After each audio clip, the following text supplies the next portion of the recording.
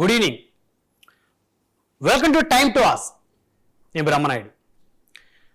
ప్రతిరోజు విభిన్నమైనటువంటి అంశాల మీద చర్చించేటువంటి special show time to ask. So ఈ స్పెషల్ షోలో ప్రతిరోజు మనతోటి పాల్గొంటారు సీనియర్ జర్నలిస్ట్ సాయి కృష్ణ గారు. ప్రస్తుతం వారు మనతోటి అందుబాటులో ఉన్నారు, వారితో మాట్లాడదాం. Sir good evening. Sir good evening అండి. 99 ప్రేక్షకులకు నమస్తే. బడ్జెట్ రోజున, మాఘ పౌర్ణమి రోజున మొట్టమొదటి షోతో మీ ముందుకు వచ్చాను. అండ్ ముందుగా 99 టీవీ ప్రేక్షకులందరికీ కూడా పేరు పేరు నా ధన్యవాదాలు. అండ్ ఈ షో ద్వారా చాలా విషయాలు మనం పంచుకోబోతున్నాము. Let's start. గతంలో బడ్జెట్ అనగానే సరే ఏ రాష్ట్రానికి ఎంత కేటాయింపులు జరుగుతాయి, ఏ రంగానికి ఎంత కేటాయింపులు, ఏ రంగానికి ఎక్కువ ప్రాధాన్యత ఉంటుందనేటువంటి ఒక చర్చ నడిచేది. అయితే గత 10 ఏళ్లలో వచ్చినటువంటి మార్పులు ఏంటి బడ్జెట్లో, స్పెషల్గా 2026, 2027 బడ్జెట్ని ఎలా చూడండి సార్? నిజంగా మీరు అన్నట్టు బ్రహ్మనాయుడు గారు, యాక్చువల్లీ యూనియన్ బడ్జెట్ అనగానే కేంద్ర ప్రభుత్వము ఒక ఆర్థిక సంవత్సరానికి బడ్జెట్ ప్రవేశపెట్టిన వెంటనే దశాబ్దాలుగా, నేను కూడా మీడియా రంగంలో ఉన్న టైంలో చాలా సంవత్సరాలుగా చూస్తూ ఉంటే కేవలం ఆయా రాష్ట్రాలకు ఎంత కేటాయింపులు చేశారు, లేదంటే ప్రాధాన్యత రంగాలు ఏంటి, ఏ రంగాలను ఎక్కువగా ప్రాధాన్యత కోణంలో దృష్టి కోణంతో చూస్తూ ఉన్నారు, అండ్ ఏ రంగాలకి ఎక్కువ నిధులు కేటాయిస్తున్నారు, ఏ రంగాల్ని పెద్దగా పట్టించుకోవట్లేదు అనే అంశాలకు సంబంధించి చర్చ జరుగుతూ ఉంటుంది. నిజంగా మాట్లాడితే బడ్జెట్ ప్రసంగంలో మొత్తం అన్ని అంశాలు ఉండాల్సిన అవసరం లేదు. బడ్జెట్ డాక్యుమెంట్ లో అవన్నీ పేర్కొనడం జరుగుతూ ఉంటుంది.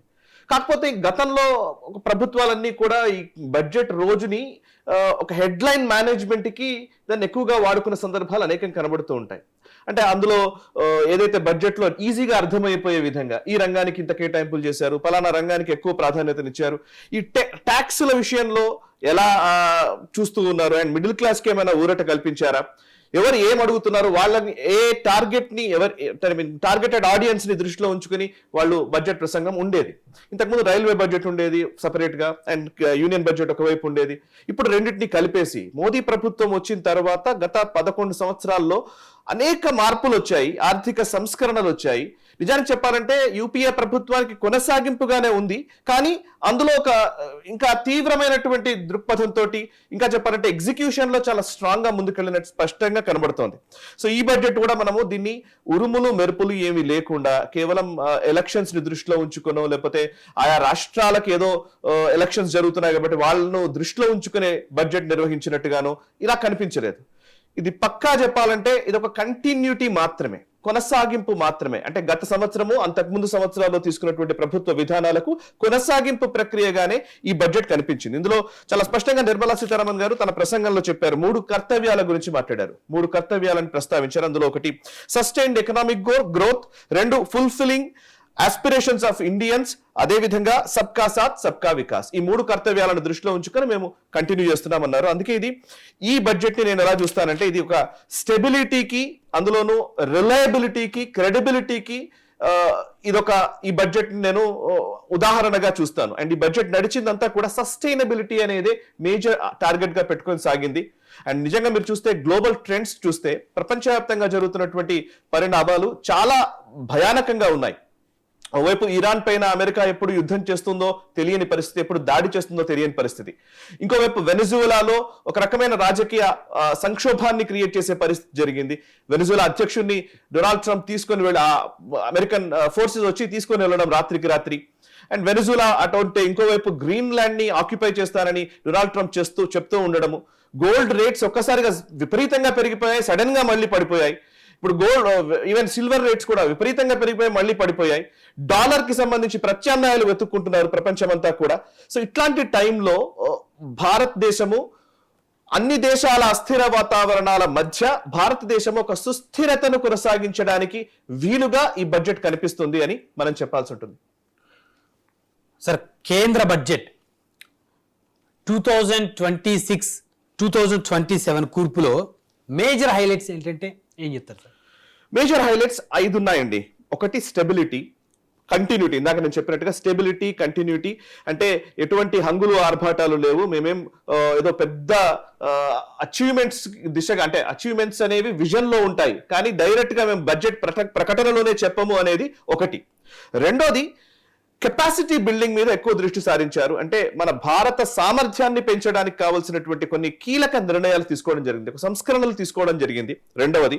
మూడవది అడ్మినిస్ట్రేటివ్ రిఫార్మ్స్ చేశారు, కొన్ని సింపుల్ వే కానీ చాలా సీరియస్ అడ్మినిస్ట్రేటివ్ రిఫార్మ్స్ జరిగాయి. అండ్ నాలుగవది ఏంటంటే డిఫెన్స్ కి సంబంధించిన బడ్జెట్ అలొకేషన్స్ ప్రతి సంవత్సరం పెంచుతూ వెళుతూ ఉన్నారు. ప్రతి సంవత్సరం డిఫెన్స్ అలొకేషన్స్ పెంచుతూ పోతున్న సందర్భం చూస్తే భారతదేశం ఒక శక్తివంతమైన భారతదేశంగా మనం తయారు చేసుకోవడానికి, ఈ శక్తివంతమైనటువంటి దేశమే ప్రపంచాన్ని నిర్దేశించగలదు. Power decides everything. Power and economy రెండు చాలా ఇంపార్టెంట్. మనం అబ్జర్వ్ చేస్తే మీకు ఒక చిన్న ఎగ్జాంపుల్ చెప్తాను. సింగపూర్ ఎకానమీ పరంగా చూస్తే చాలా అద్భుతమైన దేశం సింగపూర్. అమెరికా ఎకానమీ బాగుంటుంది, ఎకానమీలో చూస్తే జపాన్ కూడా చాలా అద్భుతంగానే ఉంటుంది, జపాన్ కూడా, అండ్ జర్మనీ అలాగే ఉంటుంది. చాలా దేశాల్లో డెవలప్డ్ కంట్రీస్ ఇవన్నీ కూడా ఆర్థికంగా సుస్థిరత కలిగినవి, ఆర్థికంగా అభివృద్ధి చెందినటువంటి దేశాలు. కానీ వీటన్నిటికంటే మిన్నగా అమెరికా మాత్రమే ఒక ఆధిపత్య ధోరణిని ఎలా కొనసాగించగలుగుతుంది అనంటే ఓన్లీ బై పవర్. శక్తి ఉన్నవాడి మాటనే ప్రపంచం వింటుంది. ఎవరైనా సరే, సమాజంలో ఎవరైనా సరే శక్తిని మనం విస్మరిస్తే ప్రపంచం వినదు. సో శక్తివంతమైన దేశాలను మాత్రమే ప్రపంచాలు గుర్తుంచుకుంటాయి, వింటాయి, వాళ్ళు చెప్పిందే నడుస్తుంది. కాబట్టి అమెరికా ఈ రోజుకి కూడా అగ్రరాజ్యంగా ఉండగలుగుతుంది అనంటే because of their defence capabilities. So మనం భారతదేశం ఆర్థికంగా పురోభివృద్ధి చెందాలి, ఎట్ ద సేమ్ టైం మనం డిఫెన్స్ పరంగా, రక్షణ రంగానికి సంబంధించి కూడా ఆత్మ నిర్భరత పెంపొందించుకోవాలి. అదేవిధంగా మనం ఏది ఎదురు దేశాన్ని కాంకర్ చేయాల్సిన అవసరం లేదు, కానీ మన పైన ఎవరైనా దాడి చేస్తే మాత్రం 1కి 10 జవాబు చెప్పగలిగే సామర్థ్యం ఉన్నప్పుడు మన మాట చెల్లుబాటు అవుతుంది. సో అది నరేంద్ర మోదీ గారు ప్రధానమంత్రి అయినప్పటి నుంచి ఇప్పటి వరకు అదే అంశాన్ని ఆయన దృష్టిలో పెట్టుకున్నారు. అందుకే ప్రతి సంవత్సరము ఏటికాయేడు డిఫెన్స్ బడ్జెట్ అలొకేషన్స్ పెరుగుతూనే ఉన్నాయి. ఈ సంవత్సరం కూడా అదే కనబడుతోంది. ఇక చివరిగా ఏంటంటే రాబోయే రోజుల్లో, అంటే ఇప్పటిదాకా నేను చెప్పిన ఒకటి సస్టైనబిలిటీ, స్టెబిలిటీ అనేది ఒకటైతే, కంటిన్యూటీ ఒకటైతే, రెండోది కెపాసిటీ బిల్డింగ్, సామర్థ్యాన్ని పెంచుకునే పద్ధతి, మూడవది అడ్మినిస్ట్రేటివ్ రిఫార్మ్స్, నాలుగవది డిఫెన్స్ రిలేటెడ్ అంటే పవర్ ని పెంచుకునే ఒక ప్రయత్నం, అంటే ఒక శక్తివంతమైన దేశంగా ఎదగడము, ఇక ఐదవది వికసిత్ భారత్ లక్ష్యంగా సాగడం. అంటే భారతదేశం అభివృద్ధి చెందిన దేశాల జాబితాలోకి చేరుకునే రోజు అతి త్వరలోనే ఉండబోతుంది. 2047 టార్గెట్ గా పెట్టుకుని భారత ప్రభుత్వం పనిచేస్తున్న ఈ టైంలో 2047 విజన్ ని దృష్టిలో ఉంచుకునే ఈ బడ్జెట్ కూడా కనబడుతుంది. అంటే ఫ్యూచర్ ప్రెడిక్షన్స్ ని, ఫ్యూచర్ భారత్ ని దృష్టిలో ఉంచుకొని ఈ బడ్జెట్ ని మనం చూడాలి. సో ఇది ఓవరాల్ మేజర్ టేక్ అవేస్. ఇందులో మీరు అడిగిన దాంట్లో ఇంకొక అంశం ఉంది, కెపాసిటీ బిల్డింగ్ గురించి నేను కొన్ని విషయాలు చెప్పాల్సింది ఉంది.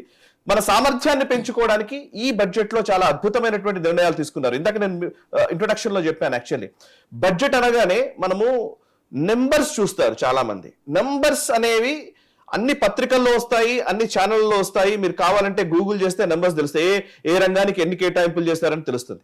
ఎన్ని కేటాయింపులు చేశారు అనే అంశానికి సంబంధించినటువంటి నెంబర్స్ మాత్రమే పరిమితం కాకుండా నెంబర్స్ కి వెనకాల ఉన్నటువంటి స్టోరీ మనకు కావాలి, అంటే నెరేటివ్ మనకు కావాలి. ఒక బడ్జెట్ ని మనం చూసినప్పుడు మన దగ్గర కూడా, మన ఇంట్లో కూడా చూస్తుంటాం, మన ఖర్చులు ఎంత ఉన్నాయో మన ఆదాయం ఎంత ఉంది, మన ఖర్చులు ఎంత ఉన్నాయి. ఇదే కదా బడ్జెట్ అంటే. మనకి ఇంత వస్తుంది, ఇంత ఖర్చు పెడతాను. సో ఈ ఖర్చు పెడతాను అనే విషయంలో ఎక్కడెక్కడ ఎంతెంత ఖర్చు పెడతాను అండ్ ఎక్కడెక్కడ నుంచి ఎంతెంత ఆదాయం వస్తుంది అని చెప్పేదే బడ్జెట్, రైట్? సో ఇప్పుడు నేను అడిగేది ఏంటంటే, మనకు బడ్జెట్ అంటే నెంబర్స్ మనకు కరెక్టే కనబడతాయి, కానీ ఏ విషయంలో మనం ఖర్చు పెడుతున్నాము, అంటే ఏది మన ప్రయారిటీ సెక్టర్, ఎటువైపు వెళ్ళాలి మనం రేపొద్దున ఇప్పుడు మన అబ్బాయో ఎవరో ఉన్నారు, అన్నయ్యనో తమ్ముడో ఇంకొకరో ఉన్నారు, ఎక్కడ చదువుకుంటున్నాడు, ఎక్కడ చదివించాలి, ఆ చదివించడానికి కావాల్సిన స్తోమత మనకు ఉందా, వాడి మీద చదువు మీద పెట్టాలా, లేకపోతే వాడు ఏదైనా వ్యాపారం చేసుకుంటానంటే వ్యాపారానికి డబ్బులు ఇవ్వాలా? సో ఏదో పచారీ కొట్టు పెట్టుకుంటాడు, వదిలేద్దామా? 10వ తరగతి ఫెయిల్ అయిపోతున్నాడు, వాడు చదవట్లేదు సరిగ్గా, తీసుకెళ్లి పచారీ కొట్టు పెట్టుకుంటాడు అని చెప్పేసి వదిలేద్దామా? లేదు, వాడిని చదివించాలి. చదివిస్తే వాడు ఈ కుటుంబం మొత్తాన్ని కాపాడగలుగుతాడు అని కదా ఒక సగటు మధ్యతరగతి జీవి ఆలోచించేది. అట్లా ఆలోచిస్తే ఈ రోజు గడిస్తే చాలు అనుకునేది బడ్జెట్ కాదు, రేపటి గురించి ఆలోచించేది బడ్జెట్. రేపటి గురించి ఆలోచించి చేసుకునే ఖర్చును లేకపోతే వచ్చే ఆదాయాన్ని లెక్క వేసుకునే వ్యవహారాన్ని బడ్జెట్ అంటారు. సో అది చాలా ఇంపార్టెంట్. సో అందులో భాగంగానే మన సామర్థ్యాన్ని పెంచడం కోసమే ఈ బడ్జెట్ లో అలొకేషన్ చాలా స్పష్టంగా కనబడుతుంది. అందులోనే ఒక చిన్న ఎగ్జాంపుల్ చెప్తాను. మెడికల్ హబ్స్, ఆయుష్ మినిస్ట్రీకి సంబంధించి ఒక మెడికల్ హబ్స్ తీసుకురావాలనే ఒక ప్రయత్నం జరుగుతోంది, ఈ బడ్జెట్ లో ప్రపోజ్ చేశారు. న్యూ వాటర్ వేస్ అని ఒక ప్రతిపాదన ఉంది. 20 వాటర్ వేస్ కావాలని. వాటర్ వేస్ అంటే ఏంటి? నిజానికి ఒక ప్రాంతం నుంచి ఇంకో ప్రాంతానికి వెళ్ళాలంటే ట్రాన్స్పోర్టేషన్ కి చాలా మార్గాలు ఉంటాయి. ఇప్పుడు వాటర్ వేస్ కూడా ఇప్పుడు ఒక మార్గంగా మనం చూడాలని ఈ ప్రభుత్వం అనుకుంటోంది. అండ్ అట్లా 20 వాటర్ వేస్.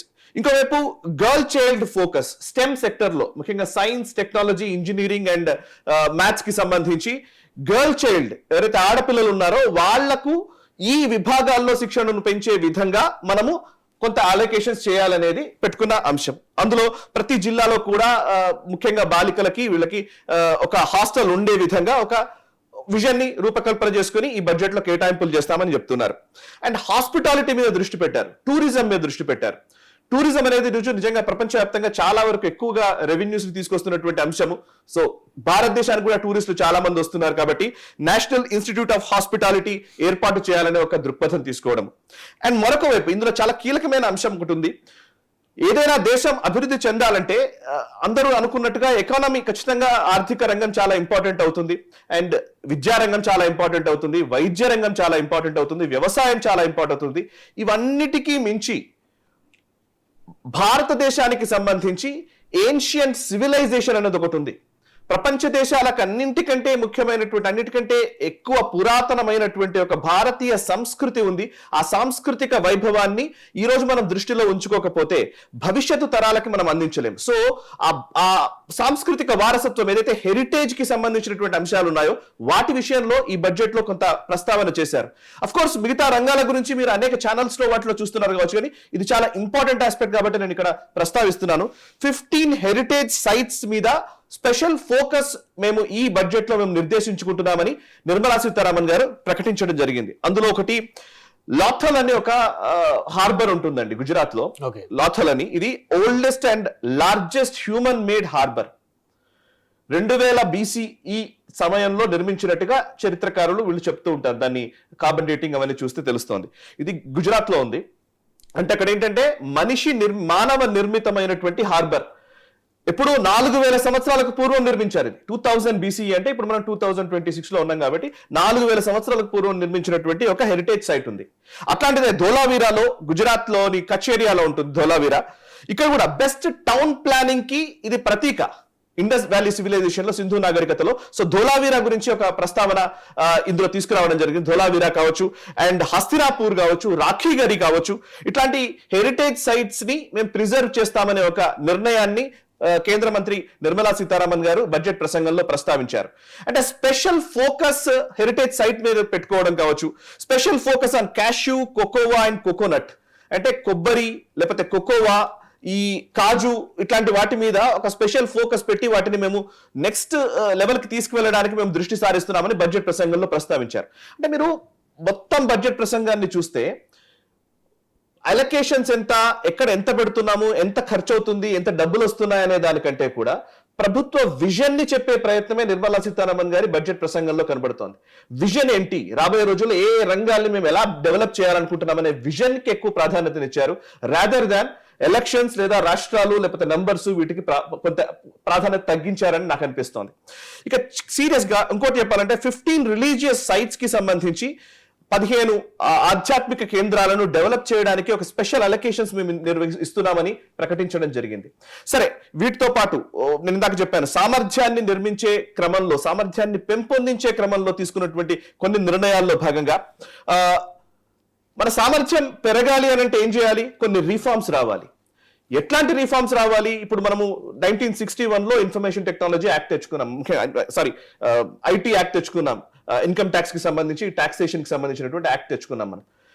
ఈ చట్టము ఐటీ యాక్ట్ అనేది, ఇన్కమ్ ట్యాక్స్ కి సంబంధించినటువంటి యాక్ట్ అనేది 1961లో వచ్చింది. ఇప్పటి వరకు చాలా కంపెనీలు వచ్చాయి, చాలా వ్యవస్థలు ఏర్పడ్డాయి, చాలా ఆర్గనైజేషన్స్ వచ్చాయి. కానీ మీరు ఇప్పుడు నేనైనా, మీరైనా, ఎవరైనా మామూలుగా ఒక ఆర్గనైజేషన్ స్టార్ట్ చేయాలంటే, ఒక కంపెనీ పెట్టాలంటే వాళ్ళ ఐటీ రిటర్న్స్ వాళ్ళు చేసుకునే పరిస్థితులు కూడా లేరు.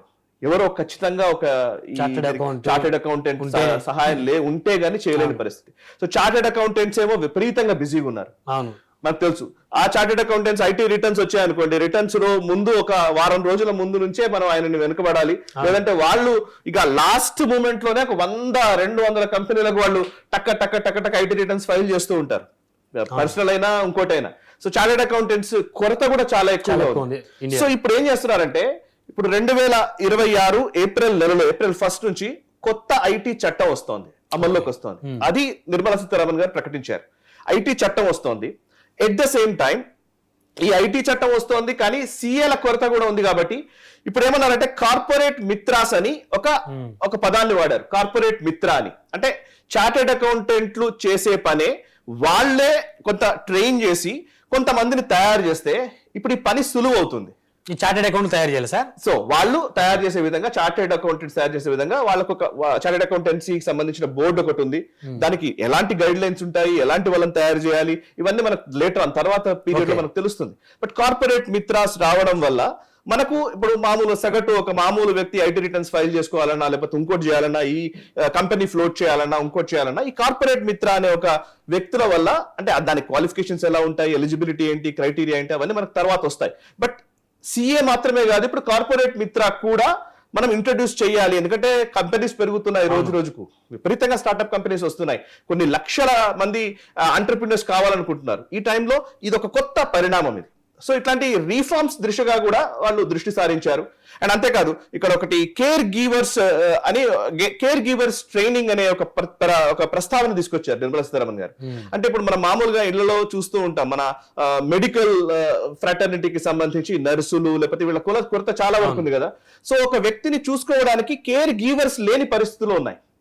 సో ఒక సగటు మధ్యతరగతి, దిగువ మధ్యతరగతి, లేకపోతే ఎగువ మధ్యతరగతి వాళ్ళకి హెల్పింగ్ హ్యాండ్స్ ఉండే విధంగా ఒక కేర్ గివర్స్ అనే వాళ్ళకి ట్రైన్ చేసే విధంగా ఒక ప్రతిపాదన కూడా ఉంది. 1,50,000 మంది కేర్ గివర్స్ ని తయారు చేయాలనేది ఒక సంకల్పంగా పెట్టుకున్నట్టుగా ఈ బడ్జెట్ లో ప్రకటించారు. అంటే మైన్యూట్స్ ఇవన్నీ చిన్నవే.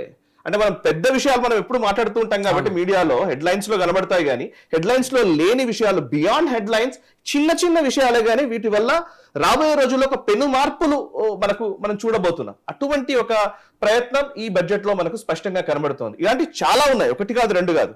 So high speed train corridors, ఇవన్నీ ఎట్లాగో మనం హెడ్లైన్స్ లో కనబడుతున్నాయి కాబట్టి. బట్ వాటర్ వేస్ కానీ, లేకపోతే హెరిటేజ్ సైట్స్ ని డెవలప్ చేసే విషయం కానీ, ఇప్పుడు యానిమల్ హస్బెండరీ గురించి కూడా వాళ్ళు చాలా స్పష్టంగా మాట్లాడారు. పశు సంపదని పెంచే విషయంలో కూడా ఒక అద్భుతమైనటువంటి ఒక విజన్ ని కలిగి ఉంది కేంద్ర ప్రభుత్వం అని అనిపిస్తోంది. సార్, ఇప్పుడు అమెరికా అధ్యక్షుడు డొనాల్డ్ ట్రంప్ భారత ఆర్థిక వ్యవస్థని డెడ్ ఎకానమీ అని చెప్పేసి చాలా తేలిగ్గా మాట్లాడాడు. అయితే ఇటు ప్రతిపక్షాలు కూడా అదే భావాన్ని వ్యక్తపరుస్తున్నటువంటి పరిస్థితి మనం చూస్తా ఉన్నాం. ఈ నేపథ్యంలో ఇప్పుడు ఈ బడ్జెట్ని మనం ఎలా అర్థం చేసుకోవాల్సినటువంటి అవసరం ఉంది? దేశ సామర్థ్యాన్ని పెంచేలా ఈ బడ్జెట్లో కేటాయింపులు ఉన్నాయా? డొనాల్డ్ ట్రంప్ డెడ్ ఎకానమీ అన్నాడు. సేమ్ అదే మాటని రాహుల్ గాంధీ గారు కూడా అన్నారు. ఇక్కడ విపక్షాలు కూడా కొంతమంది దాన్ని ప్రస్తావించారు. అఫ్ కోర్స్ రాజకీయ పార్టీలు రాజకీయాలు చేస్తాయి, డెఫినెట్ గా ఒక ప్రభుత్వాన్ని విమర్శించడానికి వాళ్ళు ముందుకు వస్తారు, దాంట్లో డౌట్ ఏం లేదు. కాకపోతే భారతదేశం ఎలాంటి గ్రోత్ స్టోరీ, మన భారత్ గ్రోత్ స్టోరీ ఎలా ఉందో నేను చెప్పే ప్రయత్నం చేస్తాను.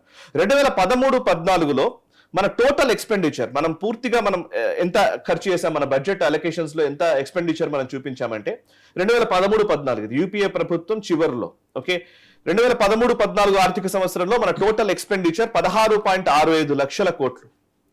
ఇవాళ 2026-27 ఆర్థిక సంవత్సరానికి గాను బడ్జెట్ లో టోటల్ ఎక్స్పెండిచర్ మనం పెట్టుకున్నది 54.1 లక్షల కోట్లు. ఓకే, 53.5 నుంచి 54.1 లక్షల కోట్ల మధ్య ఉంది. అంటే 16.65 లక్షల కోట్లు ఎక్కడ, ఇవాళ 53 లక్షల పైచిలుకు కోట్ల బడ్జెట్ ని మనం ప్రవేశపెట్టుకున్నాం. సుమారు 3 రెట్లు మనం అభివృద్ధి చెందాం పాస్ట్ 11 ఇయర్స్ లో, మన 12 ఇయర్స్ లో మన మార్పు ఇది. సో ఇది డెడ్ ఎకానమీయా? చాలా డెవలప్ అనేది, చాలా గ్రోత్ చెప్పడానికి లేదు కదా. రిసీట్స్ నేను చెప్తున్నాను, రిసీట్స్ మనకు వచ్చిన ఆదాయం చెప్తున్నాను నేను. 11.23 లక్షల కోట్లు ఉండేది ఆదాయం. ఇప్పుడు టోటల్ రిసీప్ట్స్ అంటే బారోయింగ్స్ పక్కన పెడితే, అప్పులు అవన్నీ పక్కన పెడితే 38.1 లక్షలు. అంటే 11 ఎక్కడ, 38 ఎక్కడ, 3 రెట్లు పెరిగింది 12 సంవత్సరాల్లో. మనం 3 రెట్లు కాదు, చాలా ఇంకా చెప్పాలంటే మన ఎకానమీ ఫోర్త్ లార్జెస్ట్ ఎకానమీగా మనం ఉన్నాము. మనము అతి త్వరలోనే 3rd లార్జెస్ట్ ఎకానమీగా మారబోతున్నాము. ఇంకా చెప్పాలంటే మనము మన మన గ్రోత్ స్టోరీ ఈరోజు ప్రపంచంలో ఎవరికీ లేదు. 7 and above గ్రోత్ రేట్ తోటి భారతదేశం నడుస్తోంది. ఫాస్టెస్ట్ గ్రోయింగ్ ఎకానమీగా భారత్ కి పేరుంది. ఇట్లాంటి ఎకానమీని డొనాల్డ్ ట్రంప్ వచ్చి ఇది ఏదో డెడ్ ఎకానమీ అన్నాడంటే ఇంకా ఆయన విజ్ఞతకే మనం వదిలేయాలి. And at the same time మనం అంత సింపుల్ గా చెప్పాలంటే సరే పోనీ మనం అభివృద్ధి చెందిన దేశాల్లో మనం లేం కదా, పర్ క్యాపిటల్ ఇన్కమ్ ఎంత ఉంది అంటే తలసరి ఆదాయం మనం అంతగా లేదు కదా. కరెక్టే, తలసరి ఆదాయం అభివృద్ధి చెందిన దేశాలతో సమానంగా లేకపోవచ్చు, కానీ భారతదేశం సమృద్ధిగా ఎలా ఉంది అనడానికి ఒక ఉదాహరణ కోవిడ్ టైంలో మనం చూస్తే ప్రపంచ దేశాలన్నింటికీ కూడా ఎగుమతులు లేదా దిగుమతుల మీద ఆధారపడ్డటువంటి అభివృద్ధి చెందిన దేశాలన్నీ కూడా భారతదేశం ఒక్కటే మనకి మిగతా వస్తువులన్నీ పక్కన పెట్టేసి అంటే మనిషి బతకడానికి ఏమైతే కావాలో అవి పుష్కలంగా మన దగ్గర ఉన్నాయి. అంటే మనకు ఆహారానికి కొరత లేదు. మన ఆహారాన్ని మనం పండించుకుంటాం, మనం తింటాం. మన కూరగాయలు, మన ఆహార వస్తువులు ఏదైనా సరే ఒక మనిషి బతకడానికి కావాల్సినటువంటి వాటి అన్నింటికి అంటే 140 కోట్ల జనాభా ఉన్న ఈ దేశంలో అసలు మిగతా దేశాలకు సంబంధించినటువంటి ఏ కమాడిటీస్ ఏవీ లేకపోయినా, ఇంకే వస్తువులు లేకపోయినా ఈ సమాజం నిలబడగలదు. ఒకటి. 2, ఈ సమాజము ఎక్కడో ఏదో ఆర్థిక సంక్షోభాలు వస్తే ఈ సమాజానికి ఏమాత్రం ప్రాబ్లం ఉండదు. అంటే మైనర్ గా పెద్ద పెద్ద వాటిల్లో ప్రాబ్లం ఉంటుంది. అంటే ఇప్పుడు రియల్ ఎస్టేట్ రంగమో లేకపోతే ఇంకో రంగమో వాటిల్లో ఎదుగుదల లేకపోతే తగ్గుదల ఇవి కనబడతాయి కానీ బట్ ఒక సగటు జీవికి వీటి మీద అసలు ఏ ప్రాబ్లం ఉండదు. ఎందుకు ఉండదు అని అంటే ఇది మన సేవింగ్స్ ఎకానమీ. మనదంతా కూడా సేవింగ్స్ మీదనే ఆధారపడి ఉండే ఎకానమీ. మనం ఇష్టం వచ్చినట్టుగా ఖర్చు పెట్టాం. అమెరికన్స్ ఎప్పుడు కూడా వాళ్ళది ఓవర్ కన్సంప్షన్ ఉంటుంది. వాడు ఇంత దాన్ని ఎక్కువ కన్సంప్షన్ చేస్తారు. ఫర్ ఎగ్జాంపుల్ మీరు మామూలు ఆహారపు అలవాట్లలో కూడా చూసినా కూడా వాళ్ళదంతా ఎట్లా అంటే ఒక కోక్ అనుకోండి, మన మామూలుగా అయితే ఎంత తాగుతాడు కోక్ అంటే చాలా పెద్ద క్వాంటిటీస్ లోనే వాళ్ళవి ఉంటాయి. ఏదైనా సరే బర్గర్లైనా పిజ్జాలైనా ఇంకోటైనా వాళ్ళ కన్సంప్షన్ చాలా ఎక్కువ. అవసరానికి మించి తీసుకుంటాడు. సో భారతదేశం ఎప్పుడు అలా ఉండదు. అవసరం ఎంతనో అంతవరకే ఉంటావు, పొదుపుగా ఉంటది ఈ సమాజం. ముఖ్యంగా మహిళల ఆధారంగా ఉంటుంది. ప్రతి మనిషికి కూడా ఎంతో కొంత పొదుపు చేయాలనే ఒక గుణం ఉంటుంది. సో మనం ఓన్లీ క్రెడిట్ బేస్డ్ గానో ఓన్లీ బ్యాంకింగ్ రంగాన్ని బేస్ చేసుకోనో మనం ఎప్పుడు కూడా వాటి మీదనే డిపెండెన్సీ ఉండదు. మనం ఉండగలుగుతాం. సో మన ఎకానమీని ఎవరు ఏం చేయలేరు. ఎవరు ఎన్ని సంక్షోభాలు వచ్చినా ఈ ఎకానమీకి ఎందుకు ఇబ్బంది రాదు అని అంటే this is the first and foremost reason. And మన సైకలాజికల్ గా కూడా మనకు ఈవెన్ మన దగ్గర ధర్మ అర్థ కామ మోక్షాలు అన్నారు. బేసికల్లీ మనకు చెప్పిన సంస్కృతిలో చెప్పింది కూడా అర్థానికి మనం వాల్యూ ఇస్తాం. వెల్త్ క్రియేటర్స్ అనేది నిజానికి దాన్ని మనం సెలబ్రేట్ చేసుకుంటాం. వెల్త్ క్రియేటర్స్ ని మనం చాలా గొప్పగా భావిస్తూ ఉంటాం. ఓకే, లక్ష్మీదేవి నిదర్శనం అది కదా. సో రెండో అంశం, ఇవాళ గోల్డ్ కి కరెన్సీకి లింక్ ఉంది. నిజానికి గోల్డ్ రిజర్వ్స్ కి లింక్ ఉంది కదా. ప్రపంచ దేశాలందరికంటే కూడా ఒక 10 రెట్లు 20 రెట్లు ఎక్కువ గోల్డ్ రిజర్వ్స్ భారతదేశంలో ఉన్నాయి. ఎలాగో తెలుసా? ఆడవాళ్ల మెడలో బంగారం చాలు 24,000 నుంచి 25,000 టన్నుల బంగారం భారతదేశంలో ఉంది. ఓకే, ఓన్లీ భారతదేశంలో మహిళలు మన బంగారం రూపంలో ఉంది. 24,000 నుంచి 25,000 టన్నుల బంగారం ఉంది. మిగతా ఏ దేశాలకు లేదండి. 1000 టన్నుల కంటే లోపలే ఉన్నారు అందరూ.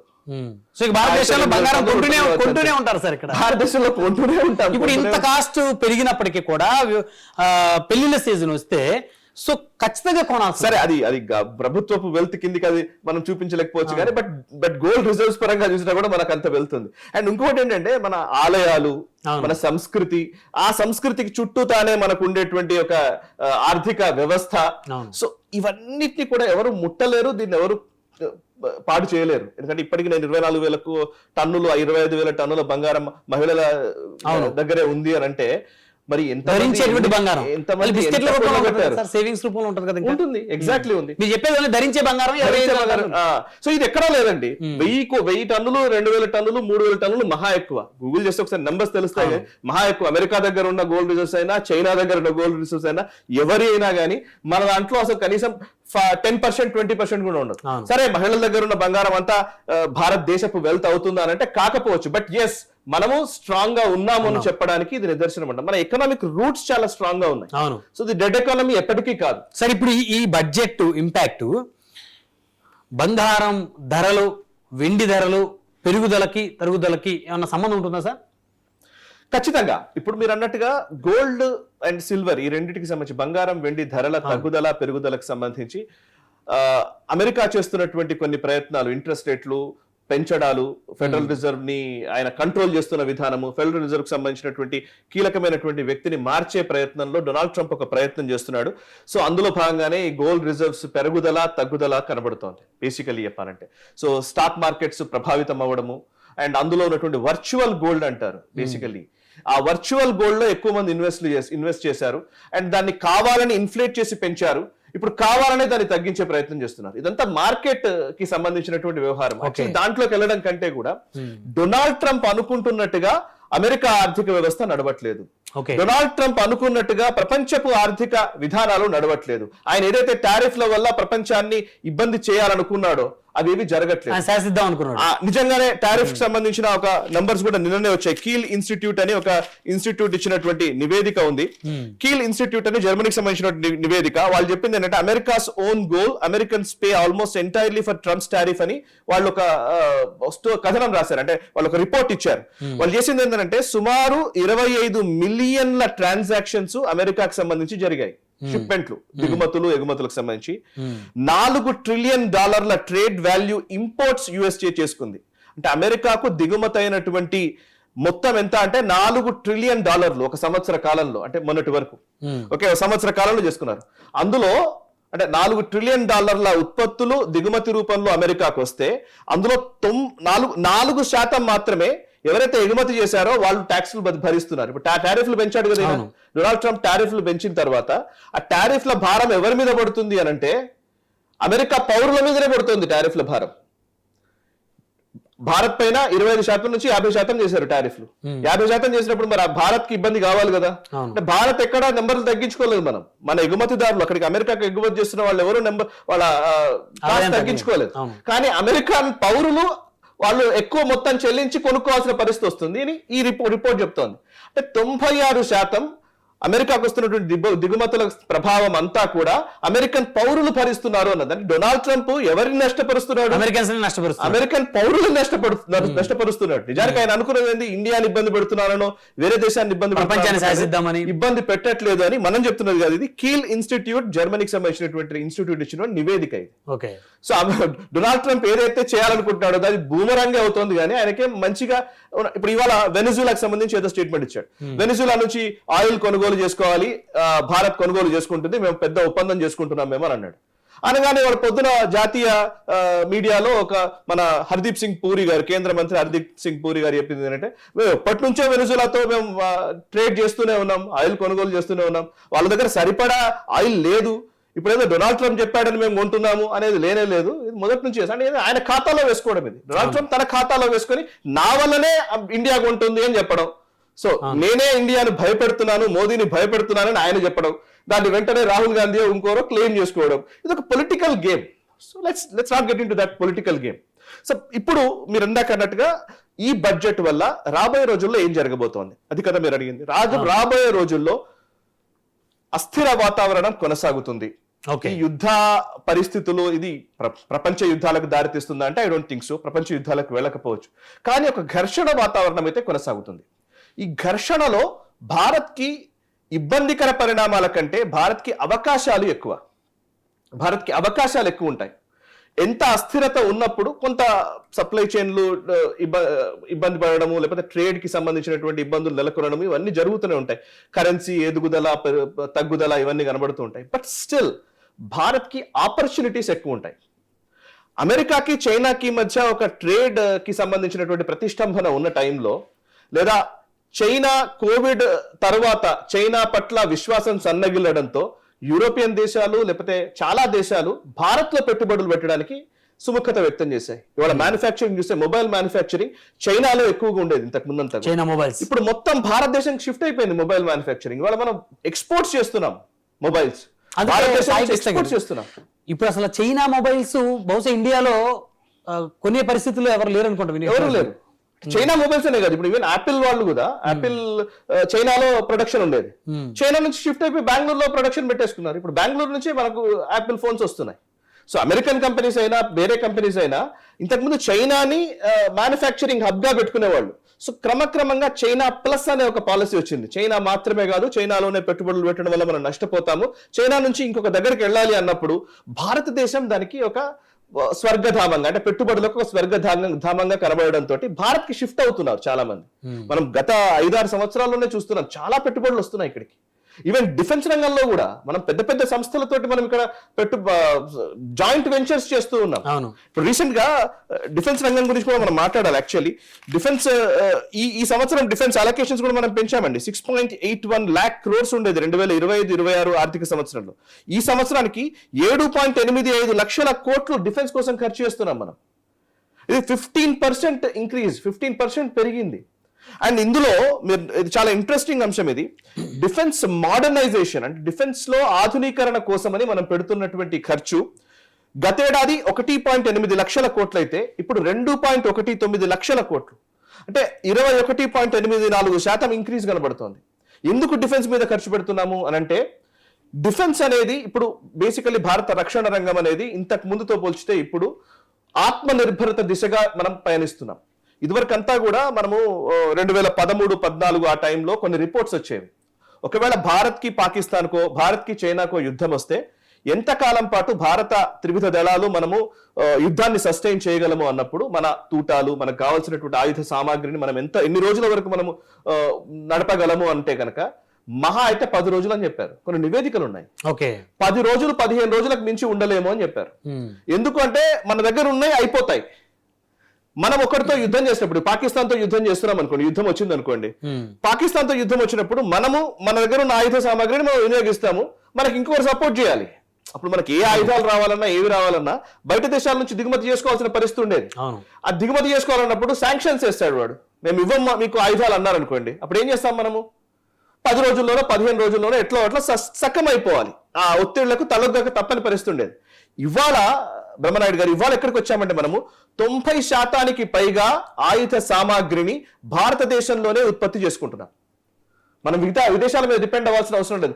క్రమక్రమంగా రాజ్నాథ్ సింగ్ గారు ప్రతి సందర్భంలో స్టేట్మెంట్ ఇస్తున్నారు, లాస్ట్ 3-4 years లో భారతదేశము మన ఆయుధ అవసరాలకు అనుగుణంగా మన ఆత్మనిర్భరతని పెంచుకుంటూ వస్తున్నాము. మన ఆత్మనిర్భరత ఎంతగా పెరుగుతుందంటే, ఇక్కడ ఈ దేశంలో మనం ఒకవేళ యుద్ధమే వస్తే మన ఆయుధాలు మనమే అప్పటికప్పుడు తయారు చేసుకునే సిస్టమ్ వచ్చింది. అండ్ మరొక వైపు ఇదే అంశానికి సంబంధించి యాక్చువల్లీ డిఫెన్స్ గురించి మనం మాట్లాడాలి అని అంటే, ఈవెన్ గిరిధర్ గారు కూడా చర్చలో జాయిన్ అవుతారు అనుకుంటారు. కొంచెంసేపు జాయిన్ అవుతారు సార్. మామిడి గిరిధర్ గారు జాయిన్ అయ్యారు ఆల్రెడీ, ఆర్థిక రాజకీయ విశ్లేషకులు. గుడ్ ఈవినింగ్ అండి మామిడి గిరిధర్ గారు. గిరిధర్ గారు నమస్తే అండి. గిరిధర్ గారు నమస్తే సార్. గిరిధర్ గారు, యాక్చువల్లీ ఇందాక మీతో బ్రహ్మనాయుడు గారు ఇందాక మాట్లాడుతున్నప్పుడు డిఫెన్స్ గురించి వచ్చింది. యాక్చువల్లీ మీరు సడన్ గా డిఫెన్స్ కోసం మళ్ళీ మీరు డీటెయిల్స్ చెప్పడానికి మీరు కూడా జాయిన్ అయిపోయేసరికి నేను ఆపేశాను మాట్లాడేది. సో మీరు ఉన్నప్పుడు డిఫెన్స్ రంగానికి సంబంధించి పదే చెప్తుంటారు కదా, ప్రతి సంవత్సరం బడ్జెట్ వచ్చినప్పుడు డిఫెన్స్ గురించి మీరు మాట్లాడకుండా ఉండరు. డిఫెన్స్ అలొకేషన్స్ విషయంలో ఇంకా పెరగాలనే మాటనే మాట్లాడతారు. దిల్ మాంగే మోర్ అని మీరు అంటూ ఉంటారు కదా. సో ఈసారి డిఫెన్స్ బడ్జెట్ ఇంక్రీజ్ కనబడుతోంది, హైక్ కనబడుతోంది. ముఖ్యంగా డిఫెన్స్ మోడర్నైజేషన్ సంబంధించి 21.84% ఇంక్రీజ్ కనబడుతోంది. ఇది సరిపోదంటారా, లేకపోతే పర్వాలేదు అనుకోవాలా? కాకపోతే కొంతమంది ఏమంటున్నారంటే, అసలు డిఫెన్స్ రంగానికి ఎందుకు ఇంత అలొకేషన్స్ చేస్తున్నారు, పదే సంక్షేమ పథకాలకు అమలు చేయాలి కదా అనే వాళ్ళకి మీరేం చెప్తారు? నిజంగా ఇది ఒక ఏమంటారంటే ఒక పెద్ద సమస్య. మనకు ఆర్థిక పరంగా దేశం ఎదుగుతున్నప్పుడు మన ఇంట్రెస్ట్ ని, మన ఆర్థిక పరమైనటువంటి మన శక్తిని మనం కాపాడుకోవడానికి మనకు క్షాత్రం ఉండాలి. మనకు దాన్ని డిఫెన్స్ అందామా, క్షాత్రం అందామా, మన శక్తి బలం ఉంటేనే మనం దాన్ని కాపాడుకోగలం. మనం చూసాం, మనం జపాన్ 10-15 ఏళ్ల క్రితం వరకు కూడా నంబర్ 2 ఎకానమీ ఉండదు, రెండవ పెద్ద ఆర్థిక శక్తిగా ఉండింది. ఈరోజు ఎక్కడున్నారు వాళ్ళకి శక్తి లేదు, వాళ్ళని రోజు బెదిరిస్తోంది చైనా. వాళ్ళు ఎక్కడికి వెళ్ళిపోయారు? జర్మనీ ఏమైంది? ఈ రోజు రష్యా నుంచి ఎప్పుడు దాడి వస్తుందో తెలియక బిక్కుమని ఉన్నారు. ఒకప్పుడు హిట్లర్ ఉన్నప్పుడు మొత్తం యూరోప్ లో జయించినటువంటి శక్తి ఈరోజు ఎక్కడున్నారు వాళ్ళు? సో కాబట్టి మన క్షాత్రం, మన శక్తి క్షీణించిందంటే కనుక మన ఆర్థిక వ్యవస్థ కూడా కుట్టుపడుతుంది. ఈ విషయం మనం అర్థం చేసుకోవాలి. మనం ఈజీగా ఎవరో ఒకరు వచ్చి మన మీద ఆధిపత్యం చలాయించేటువంటి పరిస్థితులు వస్తాయి. అందుకని మనకు ఎకానమీ బాగుపడాలంటే మన డిఫెన్స్ రంగం, మన శక్తి అన్నది చాలా పటిష్టంగా ఉండాలి. ఇది ఫస్ట్ అర్థం చేసుకోవాలి. రెండవది, ప్రభుత్వం అన్నట్లు జనరల్ గా ఇది ఒక విధమైనటువంటి ఒక ట్రెండ్. మనకు సంక్షేమ పథకాలు, ప్రజలు మనకు పేదరికంలో ఉన్నాము, తినడానికి తిండి లేదు కానీ మేము రమ్మోసుకుంటారా, ఇటువంటి ఒక నేరేటివ్ అనేది తీసుకొచ్చే ప్రయత్నం చేస్తున్నాం. కానీ మనకు డిఫెన్స్ రంగం అన్నది ఒక ఖర్చు కాదు, అది ఒక ఇన్వెస్ట్మెంట్ కింద మనం భావించాలి. రేపటి రోజు మనం ఏదైనా మనకు కావాల్సిన అవసరాలు మనం చైనా నుంచో లేకపోతే మనకు గల్ఫ్ నుంచో లేదా మనకు యూరోప్ నుంచో దిగుమతి చేసుకోవాలంటే దారిలో కాపు కాసి ఈ పైరేట్స్ వాళ్ళందరూ ఎత్తుకుపోతే మన పరిస్థితి ఏంటి? కాబట్టి దానిని తట్టుకొని దాన్ని కాపాడి దానికి సెక్యూరిటీ ప్రొవైడ్ చేయవలసిన బాధ్యత మన దేశం మీద ఉంది. అలాగే మన సరిహద్దుల్లోకి వచ్చేసి అక్కడ ఫిషింగ్ చేసి మన చేపలన్నీ పట్టుకుపోతే మన మత్స్యకారుల పరిస్థితి ఏంటి? ఈరోజు గోదావరిలో చైనా యొక్క ట్రాలర్స్ వచ్చి విచ్చలవిడిగా అక్కడ చేపలన్నీ పట్టుకొని వెళ్ళిపోతున్నారు. అక్కడ పాకిస్తానీ ప్రజలు, బలూచిస్తాన్ లో ఉన్నటువంటి ప్రజలు ఏం చేయలేకపోతున్నారు. కాబట్టి ఇటువంటి ఉదాహరణలు చాలా ఉన్నాయి. ఈరోజు ఫిలిప్పైన్ సముద్రంలోకి వెళ్ళి అక్కడంతా వాళ్ళు దోచుకుంటున్నారు. అలాగే జపాన్, కొరియా, థాయిలాండ్, మనకు వియట్నాం, వీళ్ళ సముద్రాల్లోకి వెళ్ళి వాళ్ళ చేప సంపద అంతా కొల్లగొడుతోంది చైనా. వాళ్ళని ఎదిరించే ధైర్యం, దమ్ము ఎవరి దగ్గర లేదు. ఈ రోజు మన సరిహద్దుల్లోకి రావడానికి అందరూ భయపడుతున్నారు, ఎందుకంటే మన దగ్గర ఒక పటిష్టమైనటువంటి నావికా దళం ఉంది కాబట్టి. అందుకని నేను చాలా కాలంగానే చెప్తున్నాను, మన దేశ ఆర్థిక పరిస్థితి మనం ఇప్పుడు 5వ స్థానం నుంచి 4 నుంచి 3 ఎదగాలంటే కనుక కనీసం అంటే 3 నుంచి 5% మన జీడిపి డిఫెన్స్ మీద మనం ఖర్చు పెట్టాలి. ఏపీజే అబ్దుల్ కలాం గారు ఉన్నప్పుడు ఆయన మిసైల్ మ్యాన్ మనం పిలుస్తాం ఆయన్ని. ఆయన ఏం చేశారంటే దాంట్లో ఉన్న టెక్నాలజీని ప్రజలు కూడా వాడారు. ఆయన ఫర్ ఇన్స్టెన్స్ మనకి డిఫెన్స్ లో అలాయిస్ చేయాలి అంటే లోహాలు 2-3 మెటల్స్ అన్ని కలిపి దాన్ని లోహం చేస్తారు. మిసైల్ లో మనం పెట్టేటువంటి మెటల్ చాలా తక్కువ బరువు ఉండాలి, వేడిని గాలిని తట్టుకునే శక్తి ఉన్నటువంటిది మనం తయారు చేయాలి. దానినే ఆయన వాడు ఏం చేశారంటే వికలాంగులకి కార్డులు అవన్నీ తయారు చేశారు. గతంలో మనం స్టీల్ తో చేస్తే చాలా బరువు ఉండేది. అటువంటి తక్కువ బరువు ఉన్నటువంటి వస్తువులతోటి ఆయన ప్రజలకు కూడా కావాల్సినవి ఆయన చేశారు. కాబట్టి మనకి ఈవెన్ ఇంటర్నెట్ అన్నది కూడా మనకు అమెరికన్ ఆర్మీ వాళ్ళు వాడుకున్నది ఈ రోజు జనబాహుళ్యంలోకి వచ్చింది. అది లేదు మన జీవితం లేదన్న పరిస్థితికి వచ్చింది. డిఫెన్స్ రంగంలో జరిగేటువంటి రీసెర్చ్ ఏదైతే ఉందో ప్రజలు కూడా పనికి వస్తుంది. అది ఉంటేనే మనం ఈరోజు తట్టుకోగలం. కాబట్టి దానికి అలొకేషన్స్ ఉండాలి. గత 2-3 సంవత్సరాలకు పోల్చి చూస్తే ఈ సంవత్సరం మెరుగ్గానే ఉంది. రమారమి 2% టచ్ చేసాం మనము. కొద్దిగా 2.1% దాకా వెళ్ళాం మన జీడిపిలో. అది ఒక శుభసూచకంగానే మనం భావించాలి. ప్లస్ ఇందాక నువ్వు చెప్పినట్లు మనకు ఆల్మోస్ట్ 21% పైబడి మనం దీని యొక్క మోడర్నైజేషన్ కి మనం ఖర్చు పెట్టుకుంటున్నాము. అది కూడా శుభసూచకంగా మనం ఇందులో చాలా కీలకమైనటువంటి అంశం యాక్చువల్లీ ఇంజిన్స్ కి సంబంధించిన ప్రస్తావన కూడా నిర్మలా సీతారామన్ గారు చేశారు. 63,733 కోట్ల రూపాయలు ఇంజిన్ కి సంబంధించినటువంటి వాటికి కేటాయింపులు చేస్తున్నట్టుగా చెప్పారు. ముఖ్యంగా డిఫెన్స్ రంగంలో అందులోనూ ఫైటర్ జెట్స్ కి సంబంధించి కావేరీ ఇంజిన్ ని మనం ఇంజిన్ తయారీ విషయంలో మనకు మొదటి నుంచి కూడా వెనకబడే ఉన్నాము. ఈవెన్ అంతకు ముందు మన క్రయోజెనిక్ ఇంజిన్స్ వాటి కోసం జరిగినటువంటి అనేక కాన్స్పిరసీ థియరీలు లేదా కుట్రలు అవన్నీ మనకు తెలుసు. ఒకసారి వాటి గురించి ఒక చిన్న బ్రీఫ్ ఇస్తే ఇవ్వచ్చు. బట్ సాఫ్రాన్ తో మనము భారతదేశం ముఖ్యంగా హెచ్ఏఎల్ సాఫ్రాన్ కలిసి ఒక భాగస్వామ్యంతో కూడినటువంటి ఒక ఉత్పాదనాన్ని పూనుకోవడం జరిగింది. జాయింట్ వెంచర్ మనం చేస్తున్న నేపథ్యంలో ఈ 63,000 పైచిలుకు కోట్ల కేటాయింపుల్ని ఎలా అర్థం చేసుకోవాలి? ఇంజిన్ మ్యానుఫ్యాక్చరింగ్ రంగంలో భారతదేశం ఏ స్థితిలో ఉంది? ఇది ఎలా దోహదం చేస్తుంది ఈ కేటాయింపులు? నిజంగా మనం ఇంజిన్ రంగంలో చాలా వెనకబడి ఉన్నాం. మనం ఇప్పటికి ఆల్మోస్ట్ 15 సంవత్సరాల పైచిలకు మనం కావేరీ ఇంజిన్ మీద ఖర్చు పెట్టాం. మనం అంత ఖర్చు పెట్టినా మనకు కావాల్సినటువంటి ఇంజిన్ రాలేదు. ముందర ఏమనుకున్నారంటే కావేరీ ఇంజిన్ తోటి మన తేజస్ విమానం నడిపిస్తామని మనం అనుకున్నాం. కానీ ప్రభుత్వాలు దానికి ఫండింగ్ ఇవ్వకనో లేదా మనకు దానికి సపోర్ట్ లేకనో ఎన్నో కారణాల వల్ల అది అలా కుంటుపడి ఉండేది. ఫైనల్ గా మోదీ ప్రభుత్వం వచ్చాక ఆయన ఏం చేశారంటే ఒక ఇంజిన్ కోసం మనం మన దేశంలో తయారైనటువంటి ఎయిర్ క్రాఫ్ట్ మనం ఆపకూడదు అని చెప్పేసి దానికి గ్రీన్ సిగ్నల్ ఇచ్చి అమెరికా నుంచి కొనడం మొదలు పెట్టాం. అమెరికాలో ఉన్నటువంటి GE404 అన్న ఇంజిన్ మనం తీసుకున్నాం. అలాగే GE414 నెక్స్ట్ వర్షన్ వచ్చేసి మనము తేజస్ ఇప్పుడు మనం MK1A అన్నటువంటి మోడల్ మనం ఇప్పుడు కొంటున్నాం. వచ్చే 2 సంవత్సరాల్లో MK2 అన్నది ఇంకో కొత్త వర్షన్ రాబోతోంది. దానికి అలాగే దాని తర్వాత వచ్చేటువంటి ఎయిర్ క్రాఫ్ట్ మనకు ఆప్కా అంటారు. మనకు వచ్చేసి air craft multi modal air craft ఏదైతే రాబోతుందో అది దానికి సంబంధించి GE414 ఇంజిన్ మనం వాళ్ళకి ఆర్డర్ ఇచ్చాం అమెరికా. కానీ డొనాల్డ్ ట్రంప్ వచ్చిన తర్వాత మనం చూస్తున్నాము క్రమేపీ మనం ఏదో విధంగా మన శక్తిని క్షీణించడానికి మనకు వ్యతిరేకంగా చర్యలు చేసి ఈ జీ ఇంజన్ మన దేశంలో వచ్చే దాంట్లో చాలా కష్టాలు కలిగిస్తున్నారు. ఆల్మోస్ట్ ఇప్పుడు 3.5 సంవత్సరాలు డిలే అయింది మొత్తం ప్రాజెక్ట్. దాంతో ఈ రోజు మన తేజస్ లో తిప్పి కొడితే ఒక స్క్వాడ్రన్ ఉంటుంది మన దగ్గర. ఈ పాటి కనీసం అంటే ఒక 4 స్క్వాడ్రన్స్ రావాల్సింది, మన దగ్గర రాలేదు. సో మోదీ ప్రభుత్వం ఇప్పుడు నిర్ణయించింది మనకు తప్పకుండా దీంతో మనకు ప్రాబ్లమ్స్ వస్తున్నాయని చెప్పి, ఇందాక నువ్వు చెప్పినట్టు సఫ్రాన్ ఒక ఫ్రాన్స్ కు సంబంధించినటువంటి ఇంజిన్ కంపెనీ, మన హెచ్ఏఎల్ వీళ్ళిద్దరూ కలిసి ఒక ఏమంటారు జాయింట్ వెంచర్ పెట్టుకుని నాగ్పూర్ లో వీళ్ళు స్వయంగా ఇంకొక ఇంజిన్ తయారు చేయడానికి సిద్ధపడ్డారు. ఆ ఇంజిన్ యొక్క పేటెంట్ రైట్స్ భారతదేశంలో ఉంటాయి. దీని లాభాలు సఫ్రాన్ 50% తీసుకుంటుంది, మనం 50% తీసుకుంటాం. కానీ అది రేపు మనకి యుద్ధం వచ్చినప్పుడు ఏదైనా కష్టాలు వచ్చినప్పుడు ఫ్రాన్స్ దాన్ని ఆపలేదు. ఆ పేటెంట్ రైట్స్ మన దేశంలో ఉంటాయి. ఆ ఒప్పందం జరిగింది. నార్మల్ గా ఒక ఎయిర్ క్రాఫ్ట్ తయారు చేయాలంటే కనుక ఇంజిన్ ఫస్ట్ డిసైడ్ చేస్తారు. ఇంజిన్ ఆధారంగా దాని ఎయిర్ ఫ్రేమ్ అంతా కూడా డిజైన్ అవుతుంది. కానీ మన సఫ్రాన్ కి హెచ్ఏఎల్ కి మనం ఏమి ఇన్స్ట్రక్షన్ ఇచ్చామంటే, మనం మా దగ్గర ఆల్రెడీ ఎయిర్ ఫ్రేమ్ ఉంది, దీని ఆధారంగా మేము ఇంజిన్ తయారు చేయండి అని చెప్పాము. కాబట్టి ఇప్పుడు దానికి సంబంధించిన రీసెర్చ్, అలాగే కావేరీని మనం ఏం చేసామంటే, ఇప్పుడు మన ఘాతక్ అని చెప్పేసి మన దగ్గర ఒక చాలా పవర్ఫుల్ యుఏఈ ఉంది మన దగ్గర, దాంట్లో వాడుతున్నాం.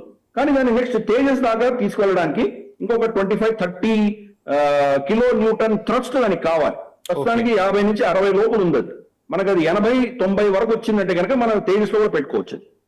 దాని దృష్ట్యా ఈ ఫండింగ్ 63,000 కోట్లు ఈ నిర్మలా సీతారామన్ గారి బడ్జెట్ లో వచ్చినవన్నీ కూడాను ఈ 2 ఇంజిన్స్ మీద ఫోకస్ పెట్టబోతున్నాం. మనము కో డెవలప్మెంట్ సఫ్రాన్ తోటి ప్లస్ మనదైన కావేరి, ఈ 2 డెవలప్ చేస్తే కనుక వచ్చే 5 సంవత్సరాలు 6 సంవత్సరాల్లో ఆత్మ నిర్భరత పెంచుకుంటాం. ఈ రోజు చైనాలో ఉన్న పెద్ద వీక్నెస్ ఇంజిన్ లేదు వాళ్ళ దగ్గర. వాళ్ళు JF-17 JF-20 చాలా అద్భుతంగా తయారు చేసుకుంటున్నారు, కానీ అక్కడ ఇక్కడ కాపీ చేసి ఇంజిన్ లేదు వాళ్ళ దగ్గర. ఆ ఇంజిన్ మళ్ళీ వాళ్ళు జర్మనీ మీదనో లేకపోతే మనకు రష్యా మీదనో డిపెండ్ అవ్వాల్సిన పరిస్థితి ఈ రోజు వాళ్ళకున్నది. మనం అది కానీ అధిగమించామంటే ఇంకా మనకు తిరిగి ఉండదు. అది మోస్ట్ క్రిటికల్ ఒక టెక్నాలజీ మన భారతదేశంలో లేదు ఈరోజు. కాబట్టి అందుకని దానికోసం ఈ ఫండ్ అలొకేషన్ 63,000 కోట్లు అన్నది చాలా మంచి నిర్ణయం. నేను దీన్ని నిజంగా స్వాగతిస్తున్నాను. గత సంవత్సరానికి పోలిస్తే తప్పకుండా ఈసారి అలొకేషన్స్ పెరిగినాయి. కాకపోతే నేను ఇందాక చెప్పినట్టు 3 నుంచి 5% మనకు ఉండాలి, జీడిపిలో ఖర్చు ఉండాలి. ప్రస్తుతానికి ఓన్లీ 2.1% ఉండదు. ఇంకా 1% కనీసం అంటే పెంచవలసిన ఆవశ్యకత ఉంది అని నేను భావిస్తున్నాను. ఓకే, అండ్ ఇవన్నీ జరుగుతుంటాయి. బేసికల్లీ ఇందాక నేను బ్రహ్మనాయుడు గారు అడుగుతున్న ప్రశ్నకి నేను చెప్తూ ఉన్నాను, స్టెబిలిటీ లేదంటే సస్టైనబిలిటీ, కంటిన్యూటీ మాత్రమే దీంట్లో మేజర్ గా ఈ బడ్జెట్ లో కనబడుతోంది. అండ్ కరెక్టే, బేసిక్స్ చాలా ఇంపార్టెంట్ మనకు. కాబట్టి ఫౌండేషన్ ని మనం డిస్టర్బ్ చేయకుండా, పెద్ద భారీ మార్పులు జరగకుండా చేయాల్సిన పనిని చాలా సమర్థవంతంగా నిర్వర్తించే విధంగానే కేటాయింపులు జరిగాయి అనేది నా అభిప్రాయం. సో మీరు దానికి ఏకీభవిస్తున్నారా? అండ్ 2, ఎందుకని వాళ్ళ స్టాక్ మార్కెట్స్ పడిపోయిన పరిస్థితి అంటే మరీ ఎక్కువ పడిపోయినట్టు భావించడానికి లేదు, మరి ఏదో బ్లడ్ బాత్ అని చెప్పడానికి లేదు. కానీ బట్ స్టాక్ మార్కెట్స్ లో అయితే ఒక ఉత్తేజపూర్వకంగానైతే మదుపరులు లేరు, అది మాత్రం స్పష్టంగా కనబడుతోంది, రైట్? సో ఎందుకు, దానికి కారణం ఏంటి?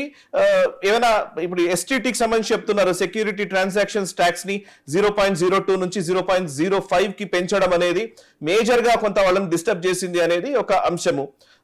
ఈ షేర్స్ బైబ్యాక్ విషయంలో కూడా మాట్లాడుతున్నారు. ఇంకా ఏమైనా ఇతరత్ర కారణాలు ఉన్నాయా? అండ్ ఇది ఎంతకాలం కంటిన్యూ అవ్వచ్చు? ముఖ్యంగా స్టాక్ మార్కెట్స్ ఫ్లక్చుయేషన్ అనేది ఇది కంటిన్యూ అవుతుందా, లేకపోతే మళ్ళీ స్టెబిలైజ్ అయిపోతుంది ఫాస్ట్ గానే అనుకోవాలా? మొదటిది మనకు ఈ నేను చెప్పినట్టు సెక్యూరిటీస్ ట్రాన్సాక్షన్ ట్యాక్స్ ఏదైతే పడిందో 0.03% పెంచడం అన్నది నిర్మలా సీతారామన్ గారు అలాగే ప్రధానమంత్రి మోదీ గారు ఇద్దరు కూడా చెప్పారు.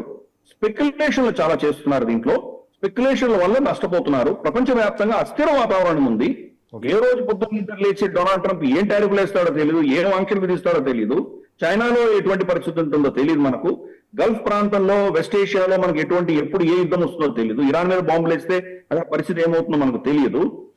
బంగారు వెండి ధరలు విపరీతంగా పెరుగుతున్నాయి, ఒకరోజు సడన్ గా కుప్పగలుగుతున్నాయి. ఇటువంటి వొలటైల్ సిచ్యువేషన్ లో మీరు కనుక దీంట్లో ఇదేదో లాటరీ టికెట్ అని కష్టార్జితాలని తీసుకెళ్లి దాంట్లో పెట్టి మీరు ఖర్చు పెడితే దానివల్ల గణనీయంగా నష్టపోతారు. అందుకని నార్మల్ వ్యక్తిగతమైనటువంటి ఇన్వెస్టర్స్, దీని గురించి అవగాహన లేనటువంటి వ్యక్తులు దాంట్లో వెళ్ళకూడదు అన్నది వాళ్ళ సూచన. అంటే ఫ్యూచర్స్ అండ్ ఆప్షన్స్ మాత్రమే, మిగతా స్టాక్ మార్కెట్స్ లో వేయలేదు. మిగతా నార్మల్ స్టాక్ మార్కెట్స్ లో ఈ అడిషనల్ ట్యాక్స్ లేదు. ఇది ఫస్ట్ అర్థం చేసుకోవాలి.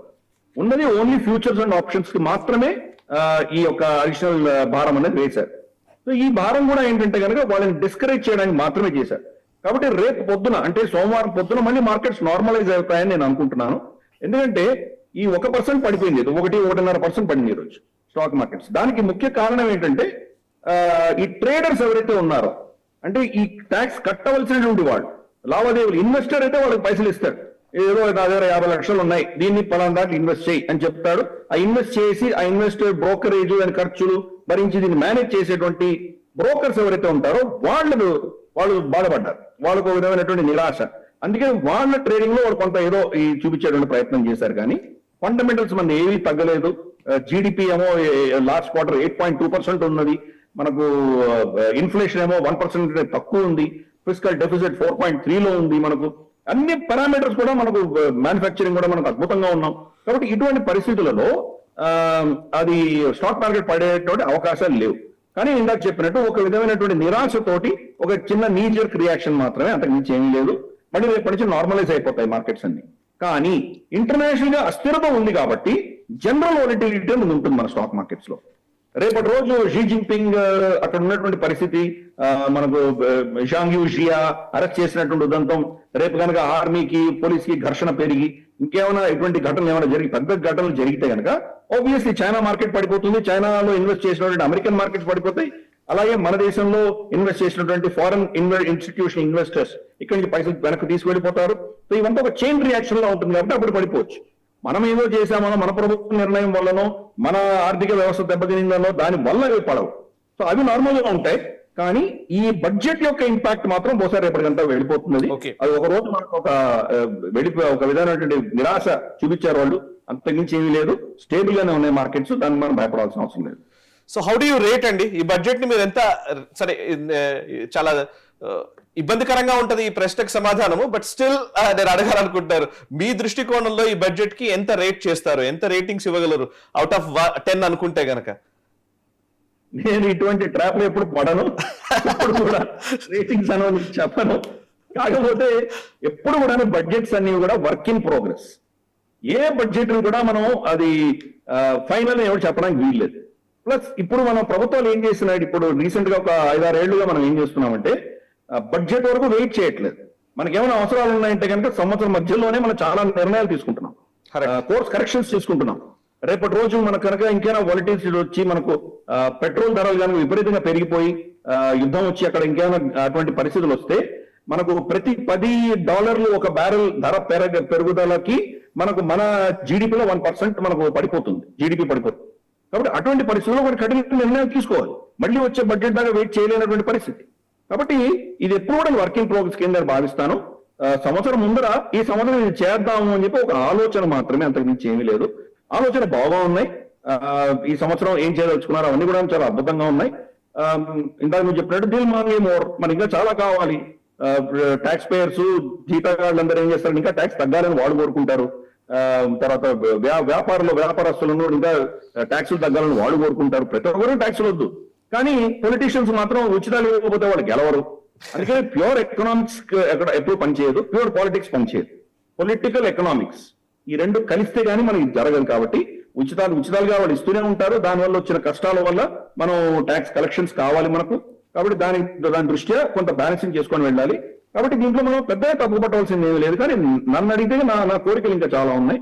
ఆ దృష్ట్యా నాకు కొన్ని అంశాల్లో ఇంకా చేస్తుంటే బాగుండేదని నాకు అనిపిస్తోంది.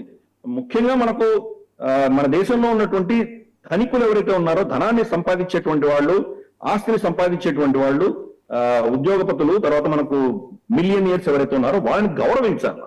అన్ఫార్చునేట్ గా మన బడ్జెట్స్ అన్ని వాళ్ళని గౌరవించట్లేదు. గత 2 సంవత్సరాలుగా 5,000 మంది మిలియనియర్స్ మన దేశం నుంచి వెళ్ళిపోయారు. అంటే వాళ్ళ రెసిడెన్సీ స్టేటస్ దుబాయ్ కో, సింగపూర్ కో, మారిషియస్ కో, అంటే అది సార్ ఓన్లీ మన భారతదేశంలోనే కాదు, ఈవెన్ కాలిఫోర్నియా నుంచి కూడా గూగుల్ సంస్థ వ్యవస్థాపకులే వెళ్ళిపోతున్న పరిస్థితి. ఈవెన్ కాలిఫోర్నియాలో అదే జరుగుతుంది. యూకే నుంచి చాలా మంది మెటల్ వచ్చేసాడు. సో భారతదేశానికి పరిమితమా, లేకపోతే అక్కడ జరుగుతున్న పరిణామాలు ఇవి రెండు ఒకటే అనుకోవాలా? అంటే ఇది భావజాలంతో ముడిపడినటువంటి విషయం. ఓకే, మనకి ఎప్పుడైతే ధన సంపాదన, మనకు ఆస్తి సంపాదించేటువంటి వాళ్ళని క్రూరులుగా, నీచులుగా, లేదా వాళ్ళు ఏదో దోషులుగా మనం పరిగణించేటువంటి ఆలోచన ఉన్నటువంటి పరిస్థితులు అన్నింటిలో కూడా ఇదే మనం చూస్తున్నాం. వెనిజులాలో కూడా అదే. వెనిజులాలో బిలియనర్స్ ఉండేవాడు. దీన్ని మొత్తం జాతీయకరణ చేసి దానంతా నేషనలైజ్ చేసి అక్కడ ఉన్నటువంటి ఉద్యోగ పదవులందరినీ తీసి పడేసిన తర్వాత ఈరోజు ఆ పరిస్థితి అది ఎక్కడికి వచ్చిందో మనం చూస్తున్నాం. సరే, డొనాల్డ్ ట్రంప్ నికోలస్ మోడోని ఎత్తుకుపోవడం విషయం అయినా కానీ కూడా, అది జరగకపోయినా కానీ కూడా దేశంలో ఎంతటి దారిద్ర్యం ఉందో మనం చూస్తున్నాం. అక్కడ చాలా కష్టాల్లో ఉన్నారు వాళ్ళు. అలాగే క్యూబా, అలాగే మనం వియట్నాం మళ్ళీ ఆ కమ్యూనిస్ట్ భావజాలం పక్కన పడేసి మళ్ళీ ఒక క్యాపిటలిస్ట్ దేశంగా, మళ్ళీ ఒక ఇన్వెస్ట్మెంట్ ఇండస్ట్రియల్ దేశంగా ఎదిగిన తర్వాతే వాళ్ళు ఈరోజు బతికారు. కాబట్టి ఎక్కడ చూసినా కానీ కూడా ఈ యొక్క భావజాలం ఏదో ధనికుడు అన్నవాడు చాలా చెడ్డవాడు, అతను ఒక దోషి అన్నటువంటి భావజాలం నుంచి బయటపడితే కానీ మనం బాగుపడతాం. వాళ్ళని దోచి మనం ఏదో పేదలకు పంచుతున్నాం అనుకునేటువంటి సంస్కృతి ఏదైతే మనకు ఎస్పెషల్లీ లెఫ్టిస్ట్ కమ్యూనిజం లో ఉన్నదో దాని వల్ల మనకు వస్తున్నటువంటి ఈ ప్రాబ్లమ్స్ అన్ని కూడా. యాక్చువల్గా వాళ్ళు ఏం చేస్తున్నారంటే పేదరికాన్ని పంచుతున్నారు, ధనాన్ని పంచట్లేదు. మనకు కథ ఉంది కదా, ప్రతిరోజు బాతు మనకు ఒక బంగారు గుడ్డు ఇచ్చేది. ఇంకా ఓ రోజుకి ఒకటే ఎందుకు అని చెప్పి నేను చంపితే ఏమైంది, మరుసటి రోజు గుడ్డు రావడం మానేస్తుంది. అలాగే మనకి ఇటువంటి ఉద్యోగాలు కల్పించేటువంటి వాళ్ళని మనం కనుక కించపరిచి వాళ్ళని అవమానించి వాళ్ళు ఏదో దోషులుగా మనం కనుక మన పాలసీలో మనం పెట్టుకున్నామంటే దానివల్ల మన దేశమే నష్టపోతుంది. ఈ రోజు చైనా నుంచి కానీ, వియట్నాం నుంచి కానీ, సౌత్ ఈస్ట్ ఏషియా నుంచి కానీ, అలాగే ఇందాక మనం చెప్పుకున్నట్టు లండన్ నుంచి కానీ, మనకు యుఎస్ఏ నుంచి చాలా మంది బిలియనియర్స్ ఆ ప్రాంతంలో ఉండకుండా వెళ్ళిపోతున్నారు. మన ఫర్ ఇన్స్టెన్స్ ఎలాన్ మస్క్ కానీ, లేదా సర్గే బ్రెన్, లారీ పేజ్ లాంటి వాళ్ళు కానీ, వీళ్ళందరూ కూడా టెక్సస్ కి షిఫ్ట్ అయ్యారు. ఎందుకు? కాలిఫోర్నియా వచ్చి డెమోక్రాట్స్, ఈ లెఫ్టిస్ట్ భాగాలు ఉన్నటువంటి ప్రాంతం అది. కాబట్టి అటువంటి వాళ్ళు మన దేశంలో ఎందుకు రాకూడదు? మన దేశంలో వచ్చి నివసిస్తే మనకు తప్పేంటి? విలాసంగా ఉంటారు, ఉండనివ్వండి. మన అంబానీ గారు వాళ్ళ అబ్బాయి పెళ్లి చేశారు, మిలియన్స్ ఆఫ్ డాలర్స్ ఖర్చు పెట్టారు అక్కడ గుజరాత్ లో. దానివల్ల మన వాళ్ళకి ఎంతో మందికి ఉద్యోగాలు వచ్చినాయి కదా. డాన్స్ చేసే వాళ్ళకు, తర్వాత డెకరేషన్ చేసే వాళ్ళకు, ట్రాన్స్పోర్టర్లకు, ఎయిర్ క్రాఫ్ట్ లకు ఎంతమందికి ఉద్యోగాలు వచ్చినాయి, ఎంతమంది పైసలు వచ్చినాయి. ఆ $1 మిలియన్ ఎక్కడో వెళ్ళలేదు కదా, మన దేశంలో ఖర్చు అయినాయి కదా.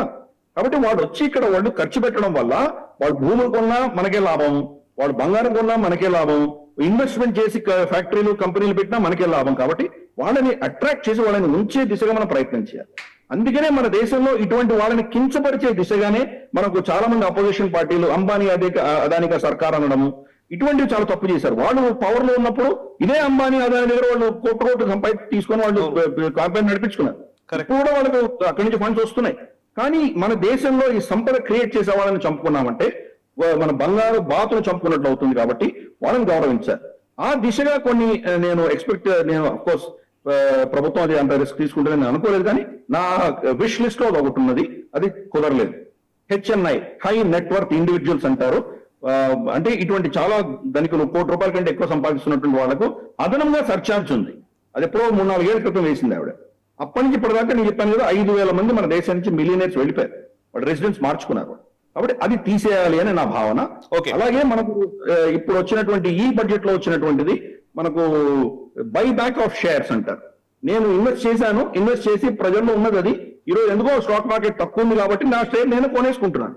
రేపటి రోజు నా స్టాక్స్ పెరుగుతాయని నాకు తెలుసు కాబట్టి నేను కొనడం అన్నది normal business practice.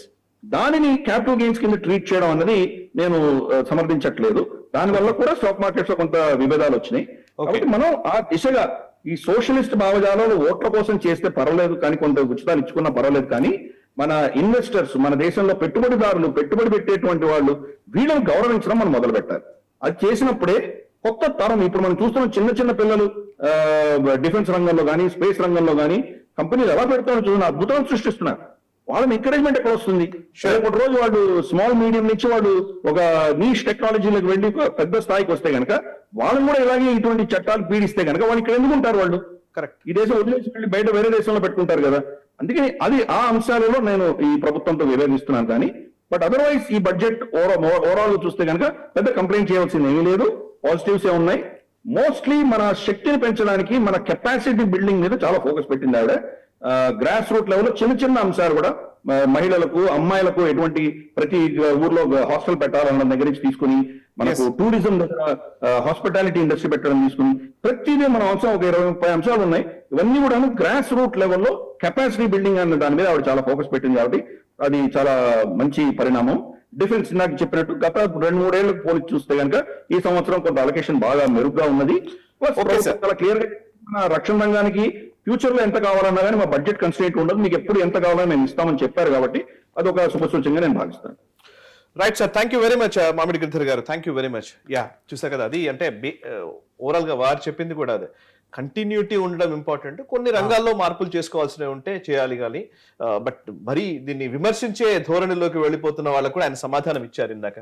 Yeah, overall గా బ్రహ్మనాయుడు గారు, అంటే ఫస్ట్ ఎపిసోడ్ మనం ఇవాళ టైం టు చేస్తున్నాం కదా, సో బేసికల్లీ బడ్జెట్ తో మనం మొదలు పెట్టాము. సో రేపటి నుంచి విభిన్న అంశాలని మనం తీసుకుందాము, విభిన్న అంశాలకు సంబంధించినటువంటి ఎక్స్పర్ట్స్ ఒపీనియన్స్ కూడా మనం తీసుకుందాము. సో ఒక కాంప్రహెన్సివ్ డిస్కషన్ లాగా ఆ సమాచారాన్ని మనం అందించే ప్రయత్నం చేద్దాం 99 టీవీ ప్రేక్షకులకి. ధన్యవాదాలు సాయి కృష్ణ గారు. Thank you.